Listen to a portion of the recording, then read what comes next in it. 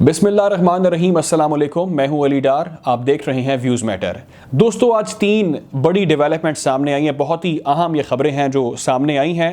आपको मालूम है कि यमन और सऊदी इत्तहादियों के दरमियान जो जंग जारी है उसमें शिद्दत आ चुकी है, ख़तरनाक सूरत हाल ये जंग इख्तियार कर चुकी है। हालात बहुत बिगड़ते जा रहे हैं, लेकिन जो मेन स्ट्रीम मीडिया है वो इस तमाम तर सूरत हाल पर बिल्कुल खामोश है।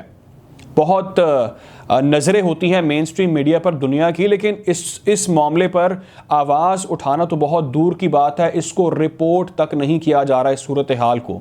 मैं आपको बताता हूँ ये 3 अहम खबरें क्या हैं, फिर हम उसकी तफसीलात में बात करेंगे। दोस्तों, पहली खबर की तफसीलात आपके साथ शेयर करता हूँ। पहली खबर ये है कि UAE के जो कराए के फ़ौजी हैं और दाइश के जो जंगजू हैं उनके खिलाफ एक मैसिव ग्रैंड ऑपरेशन किया गया है। जो इत्तलात सामने आई हैं वो ये है कि एक बहुत बड़ी तादाद में इन जंगजुओं को हलाक किया गया है। ये ऑपरेशन की तफसीलात क्या हैं और क्या मकासद थे, क्या ये लोग करने जा रहे थे, इनके क्या इनके एजेंडाज थे। दूसरी खबर यह है कि रात की तारीकी में सोते हुए यमनियों को अरब इत्तहादियों के जंगी बमबार तैयारों ने निशाना बनाया। रेजिडेंशियल 2 सूबे हैं जिन पर ऑपरेशन किया गया, गोले दागे गए और बहुत से मासूम यमनी इसके नतीजे में शहीद हो गए। ये बुज़दिलाना कार्रवाई, ये मुजरिमाना कार्रवाई के पीछे क्या एजेंडा है उसकी तफसीलात में भी आज बात करेंगे। और तीसरी जो अहम खबर सामने आई वो ये है कि ईरान ने एक स्टेटमेंट दिया। शायद आपको इल्म हो कि ईरान ने इस तमाम तर सूरत हाल पर अपना मौक़िफ़ पेश किया। ईरान ने कहा है कि मैं रोल प्ले करूंगा और इनिशिएटिव पीस टॉक्स की ईरान ने बात की है, जिसको यमनी जो हुकाम है, यमनी फॉरेन मिनिस्टर हैं, उन्होंने वेलकम किया है। ईरान ने क्या कहा है करने के लिए और यमन इस पर क्या करने जा रहा है इसकी भी हम आज तफसील में बात करेंगे। अगर आपने हमारे चैनल को सब्सक्राइब नहीं किया तो कर लें ताकि ऐसी मजीद वीडियोज़ बर वक्त नोटिफिकेशन के जरिए आप तक पहुंच सके। व्यूअर्स, पहली खबर की तफसीलात आपके साथ शेयर करता हूं। यमनी अफवाज के तर्जुमान याहिया सैरी ये कहते हैं कि हमने एक मैसिव ग्रैंड ऑपरेशन किया है सूबा शब्वा में।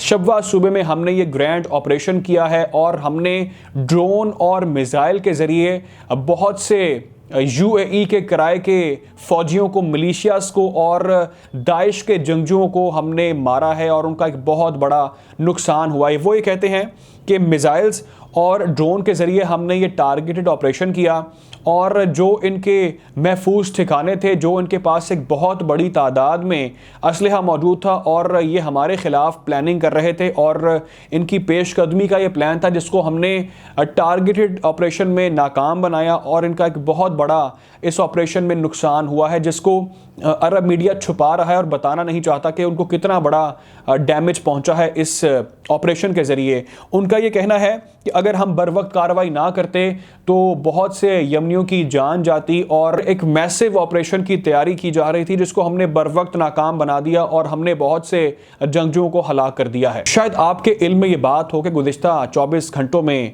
सूबा शब्वा में और मारिब में सऊदी इत्तहादी अफवाज ने 43 बार खिलाफ वर्जी की और बहुत से मासूम लोगों की, जिसमें औरतें और बच्चे भी शामिल हैं, उनकी जान ली एक ऑपरेशन के अंदर, जिसके रद्द अमल में ये ऑपरेशन किया गया यमनी अफवाज की जानिब से और बहुत से जंगजुओं का खात्मा किया गया जो मज़ीद लोगों को शहीद करने का प्लान बना रहे थे। इससे पहले भी आपको याद होगा बुध के रोज़ भी याहिया सैरी ने अनाउंस किया था कि हमने एक विक्ट्री हासिल की है, हमें बहुत बड़ी कामयाबी मिली है, जिसमें सैकड़ों जंगजुओं को मार गिराने की बात की और कहा गया कि हमने बहुत बड़ी तादाद में असलहा भी तबाह किया और आर्म्ड व्हीकल्स को भी हमने तबाह किया। खैर, आगे बढ़ते हैं। मैं आपके साथ दूसरी इंपॉर्टेंट खबर शेयर करता हूं। सऊदी इत्तहाद के जंगी तैयारों ने बम्बार्टमेंट की, 2 सूबों को टारगेट किया गया। सूबा हजरत मौत और इमरान सूबे को टारगेट किया गया, जहां पे रात की तारीकी में निहत्ते मासूम सोते हुए यमनियों को टारगेट किया गया और उनको शहीद किया गया। और इस ऑपरेशन के अंदर स्पेसिफिकली जो एरियाज़ थे वो रिहायशी एरियाज़ थे जिनको इस मुजरिमाना और वहशियाना कार्रवाई के अंदर टारगेट किया गया, जिसके बाद बहुत सी मजम्मतें की गई, बहुत से बयानात सामने आए, लेकिन उसको इंटरनेशनल मीडिया ने रिपोर्ट नहीं किया और तस्वीर भी मंजर-ए-आम पर आई। इंतहाई हौलनाक और खौफनाक वो तस्वीर थी जिसमें बम्बार्टमेंट के मनाजिर थे, लेकिन इस तमाम तर सूरत हाल पर खामोशी इख्तियार की गई। आवाज़ तो उठाना मुनासिब बिल्कुल नहीं समझते, खैर रिपोर्ट करना भी मुनासिब नहीं समझते इस तमाम तर सूरत हाल के ऊपर। तो जो निहत्ते लोग हैं उनको एक बार फिर टारगेट किया गया है। और जो ज़राए से ख़बरें सामने आई, जो एक बहुत बड़ी डेवलपमेंट है वो ये है कि जो असलहा इस्तेमाल किया जा रहा है, जो शवाहिद मिले हैं, वो US और UK मेड बॉम्ब्स हैं, वेपन्स हैं जो वहाँ पर इस्तेमाल किए जा रहे हैं। तो ये बात इस तमाम तर सूरत हाल के अंदर बिल्कुल काबिल गौर है, जिस पर इंटरनेशनल मीडिया बिल्कुल भी नज़रसानी नहीं कर रहा, उस पर बात नहीं कर रहा, लोगों के इल्म तक उस बात को नहीं लेकर जाया जा रहा। खैर आगे बढ़ते हैं, आपके साथ में तीसरी एक और बड़ी अहम खबर है वो भी शेयर करनी है। वो खबर ये है कि ईरान ने इनिशिएट लिया है। ईरान ये कहता है इस सूरत हाल के अंदर जो इम्पॉर्टेंट रोल है वो प्ले किया जाना चाहिए, जो इंटरनेशनल कम्युनिटी है जो उसको करना चाहिए। वो तो इस तमाम सूरत हाल पर बिल्कुल खामोश है, कोई रोल प्ले नहीं कर रहा, लेकिन हम ये चाहते हैं, हम ये रोल प्ले करना चाहते हैं कि हमें पीस इनिशिएटिव की तरफ बढ़ना चाहिए और बढ़ना होगा।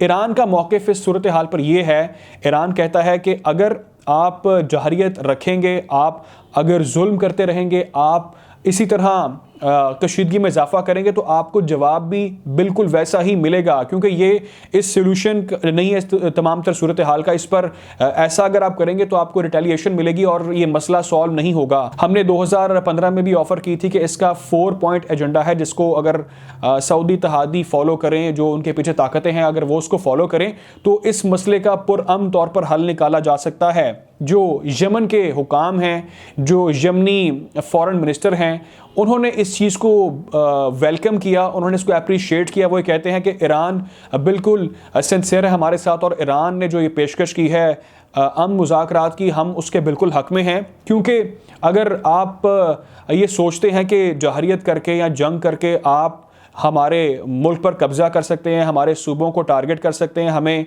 डरा धमका कर ये जंग जीत सकते हैं, तो आपकी गलत फहमी है। हमने आपको पहले भी अनाउंस किया कि हम आपको जहरियत का जवाब जहरियत से देंगे और हमने आपको उसी तरह इसका जवाब दिया है। मज़ीद उन्होंने ये कहा कि इंटरनेशनल कम्युनिटी को जो रोल प्ले करना चाहिए, जो किरदार अदा करना चाहिए, वो उस पर काम नहीं कर रहे, उसके ऊपर कोई भी एक्शन अब तक नहीं लिया गया।